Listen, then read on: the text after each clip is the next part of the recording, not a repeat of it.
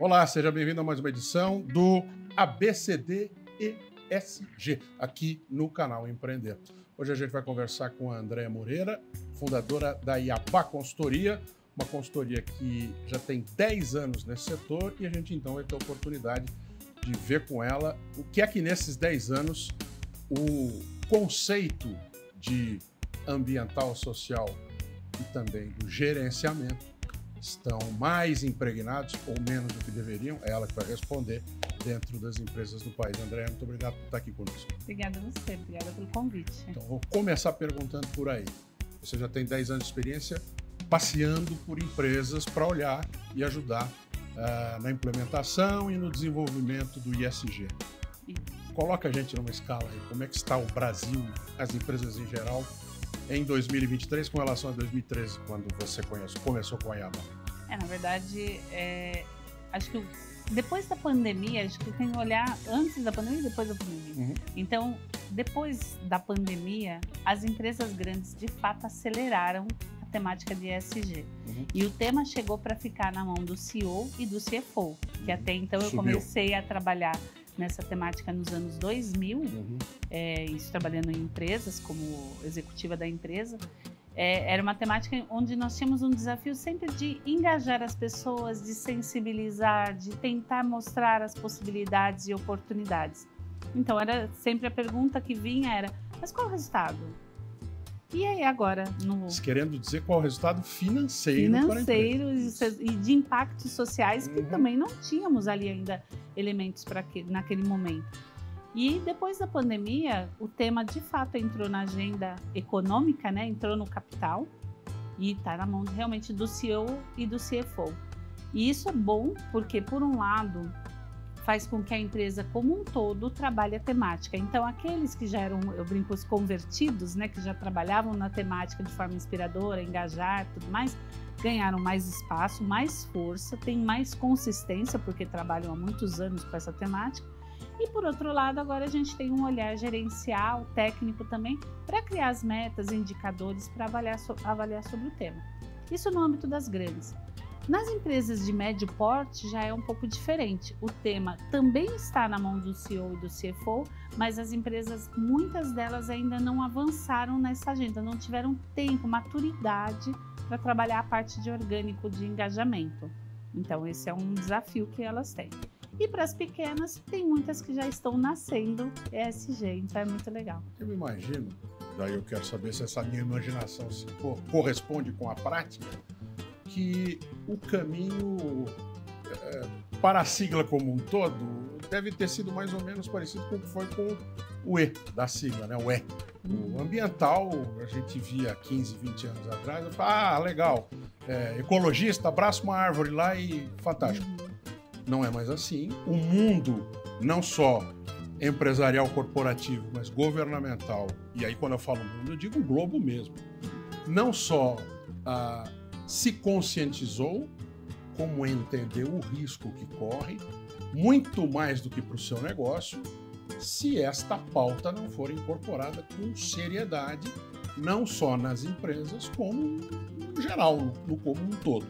Dá para dizer que essa ideia está certa? Começa com o ecologista, abraça a sua árvore aí, e hoje se incorpora, serve para a sigla inteira do ISG? Tá certo. Eu acho que faz todo sentido. E olhando do ponto de vista social também, né? Se a gente observa o que aconteceu no final dos anos 80, com a promulgação da Constituição Brasileira, você tinha vários movimentos sociais, empresários se aproximando da agenda social, política e social do país para essas temáticas. E nos anos 90, você começa a ter essas organizações estruturadas. Surgem várias organizações que são referências até hoje no conceito da responsabilidade social. E à medida que a gente vai vivendo, vai aprendendo, vai sendo mais, às vezes, mais real do que o rei, né, em algumas situações, sendo questionados, seja por abraçar a árvore, seja por abraçar a criança, né, e seja do jeito que for, às vezes a pessoa vai abraçar a árvore, mas nem sabe do conceito de cidadania, da questão do público, né? Então isso vem acontecendo de fato ao longo dos anos 90 e dos anos 2000, então vamos colocar nesse 2000 até 2020, esse processo sendo estruturado pelas empresas, pela sociedade de forma geral, e todos nós amadurecendo, né? Até chegar agora em que o tema realmente já não tinha volta. Lá nos anos 2000 a gente já dizia que não tinha volta. Agora é sem dúvida alguma rumo a 2030 para trabalhar a Agenda 2030, para realmente colocar o tema na sociedade, seja na estratégia dos negócios, nos processos, na gestão das relações, nas empresas, no terceiro setor e no governo. É sem solução, caminho para frente que se anda. E obviamente que tem um pouco de tudo, tem conscientização, tem o resultado visto dentro e fora da empresa, tem de fato a conscientização social, tem a mudança de geração nos comandos das empresas. Qual que desses é aquele que puxa a fila, aquele que nesse momento é o que movimenta os demais? É a mudança geracional, é sem dúvida. Eu acho que assim, tem um desafio, nós vivemos um desafio com o etarismo, né, preconceito etário. Esse é um tema que precisa entrar nessa agenda também, ele faz parte do S do ESG, precisa entrar com força, essa questão junto com diversidade, mas sem dúvida alguma, a mudança de faixa etária, de olhar da gestão das empresas, isso também tem um impacto. Os mais jovens, eles de fato puxam a agenda com mais facilidade, com menos questionamento, querem mais resultado, com mais agilidade, mas acaba sendo mais fácil de lidar desse entendimento. E os millennials, né, que também já estão na empresa, não necessariamente ainda não estão com cargos gerenciais e tudo mais, mas eles também empurram de baixo para cima, tem uma pressão. Para eles é importante o propósito, é importante se sentir confortável em uma empresa que não impacte negativamente o meio ambiente ou esteja envolvido com questões negativas sociais. Então, esse movimento da juventude, ela é uma diferença, sem dúvida, do tema. No social da sigla, né, do ESG, qual é de novo, do que puxa a fila, qual é aquele aspecto que já está mais bem incorporado ou mais largamente incorporado quando a gente vê o número das empresas neste momento no país? Eu acho que as empresas grandes vão olhar para o investimento social privado. Eu acho que nesses últimos 20 anos as empresas amadureceram com relação às suas estratégias de investimento social privado, que é aquele dinheiro que a empresa tira para fazer um investimento na comunidade onde ela se relaciona, onde ela está presente, e busca um impacto e retorno, né? Não retorno financeiro, mas retorno em geral de desenvolvimento para o tema que ela está fazendo no investimento social. Então, eu acho que o investimento social privado das empresas se fortaleceu ao longo dos anos, se tornou estratégico.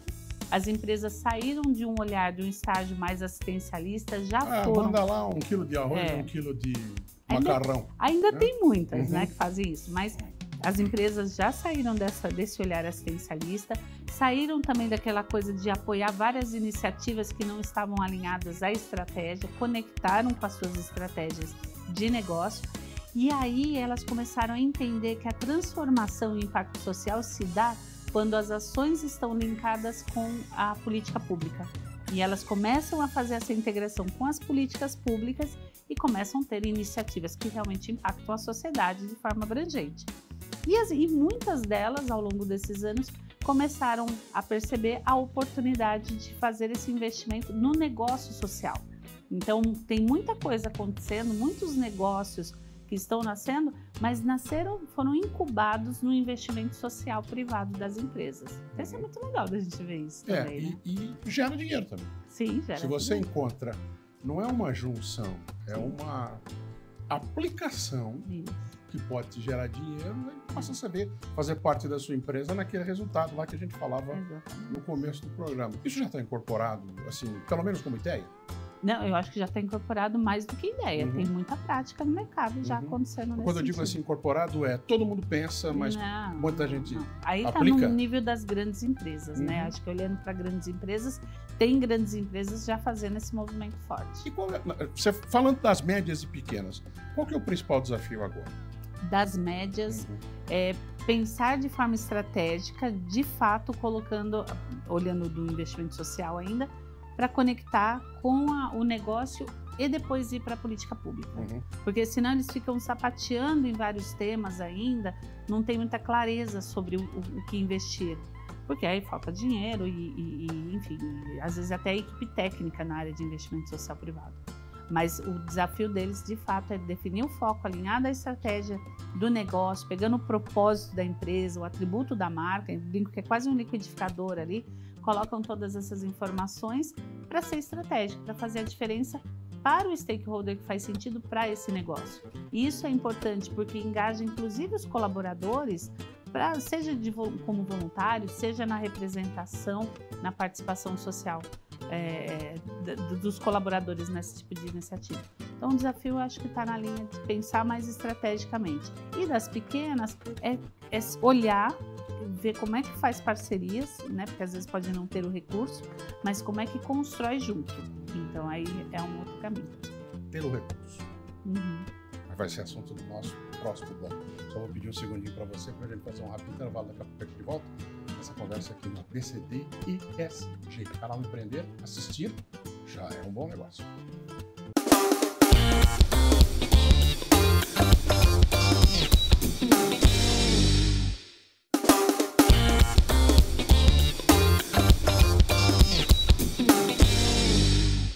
A gente volta com o nosso BCD ESG, conversando hoje com a Andréa Moreira, que é fundadora da Iabá Consultoria, que já há 10 anos está na área de consultoria, trabalhando, ou seja, olhando para várias empresas e para o envolvimento do ambiental, eu vou chamar até de estrutural, do social e também do negocial, do gerencial dentro das companhias brasileiras. Eu deixei como início para esse nosso próximo bloco um ponto que é fundamental para convencer os reticentes.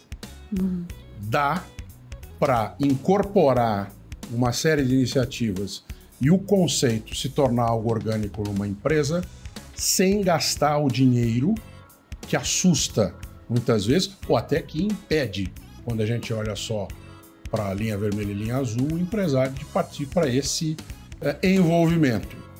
Tem como você fazer a roda girar com política pública e com outros engajamentos.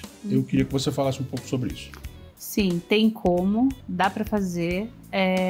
Eu acho que a primeira coisa é a gente vive um momento de uma complexidade, né? É partir do princípio de que nós vivemos um momento que a gente precisa olhar quais são as ferramentas e estratégias que podemos articular.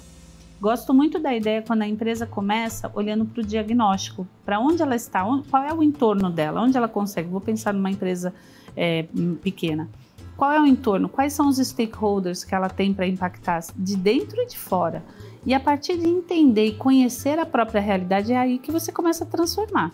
E ali você identifica possíveis parceiros que querem a mesma coisa e cada um tem alguma coisa para oferecer nessa relação. Ações dentro da empresa, fortalecendo, criando grupos internos, grupos de trabalho para dialogar, para refletir sobre temas, e esses temas depois viram políticas, processos dentro da empresa e acabam escapando, né, da empresa, porque uma empresa, se você tiver uma empresa de 50 mil funcionários, ele impacta 200 mil vidas. Então, se a gente sempre olhar para 3, 4 pessoas, você tem um impacto enorme. Tudo que a empresa faz dentro, ela acaba reverberando na família desses colaboradores e no entorno também. Então, tem um olhar estratégico de como ela consegue trabalhar com essa temática. Então, partindo do princípio do diagnóstico, de entender essas relações, de fazer essas parcerias, de criar essas políticas, ela consegue sim começar a incorporar e trazer esse conhecimento para dentro da empresa. Tem uma lei Rouanet? Aí tem um outro caminho, Aí eu acho que tem um outro caminho. As empresas, às vezes, elas têm pouco dinheiro, destinam pouco dinheiro para a área de investimento social privado. Por outro lado, quando elas são tributadas pelo lucro real, elas podem destinar uma parte do imposto de renda para projetos incentivados na Lei Rouanet, que é a Lei Federal de Incentivo à Cultura, na Lei Federal de Incentivo ao Esporte, Fundo dos Direitos da Criança e do Adolescente, Fundo dos Direitos da Pessoa Idosa, o PRONAS, que é o Programa de Atenção às Pessoas que Vivem com Deficiência, e o PRONON, que é o Programa de Atenção às Pessoas que Vivem com Câncer. Ou seja, dá para fazer um mix.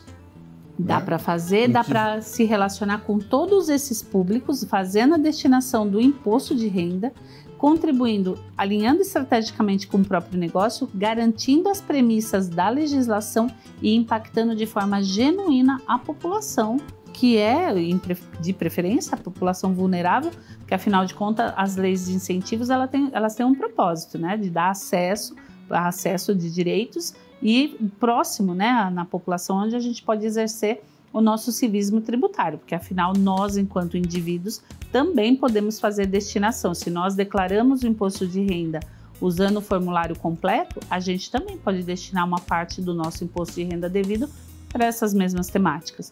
Então a empresa ela pode fazer a ação de destinar recursos do imposto de renda dela e ainda pode criar um programa que ela mobilize os próprios funcionários. Ou seja, dá para fazer no IRPF. Isso. Pessoa física. Sim, está na época, hein, senhoras e senhores e telespectadores? Exato, está na época, exatamente. Dá para dar uma procurada e encontrar, não só no ambiente corporativo, como nos impactados a partir das empresas. Sim. Agora, a gente teve uma demonização, eu usei a Lei Rouanet aqui como exemplo. Isso. Uma demonização da Lei Rouanet. Uhum. Isso foi fortemente feito a partir do governo federal e também de governos estaduais, deputados federais, enfim, houve uma demonização de um instrumento utilizado para fomentar a política cultural do país. Uhum. Isso aconteceu também com outros setores ligados ao social, aconteceu também a outros setores ligados ao ambiental. Uhum. Isso impactou nas empresas a ponto de foram 4 anos perdidos, foram 4 anos que atrapalhou demais, foram 4 anos que a gente aprendeu, teve 4 anos que a gente conseguiu ver que isso acontecia e saiu do outro lado? Eu acho que assim, a gente teve um aprendizado, a Lei Rouanet é a bruxa caçada, né, nesse país, é muito interessante. Eu acho que as empresas continuaram fazendo o aporte e destinação dos impostos. O que aconteceu foi uma paralisação do processo. Então, em alguns momentos no ano passado... O processo burocrático a partir do governo. Exatamente. E o que aconteceu é que as empresas tinham dinheiro para fazer o aporte, mas não tínhamos projetos. Isso tanto na esfera federal, na estadual isso aconteceu e na municipal aqui em São Paulo também. Então, assim, no caso do PROMAC, é onde as empresas podem destinar 20% do IPTU e 20% do ISS. Então, você tinha o dinheiro, mas você não tinha projetos aprovados. Então, isso é um problema que vem do Estado. Por outro lado, as empresas estavam sim e continuam muito dispostas a usar essas leis de incentivo de forma estratégica e qualificada também. Então, tem processos estruturados para a seleção desses projetos, para avaliação, para conexão com seus públicos.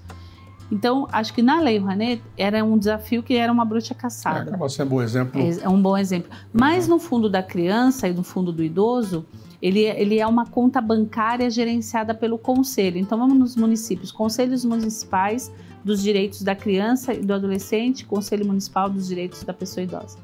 Seja do jeito que for, o governo no passado, ele trouxe um tema que foi a desmobilização dos conselhos.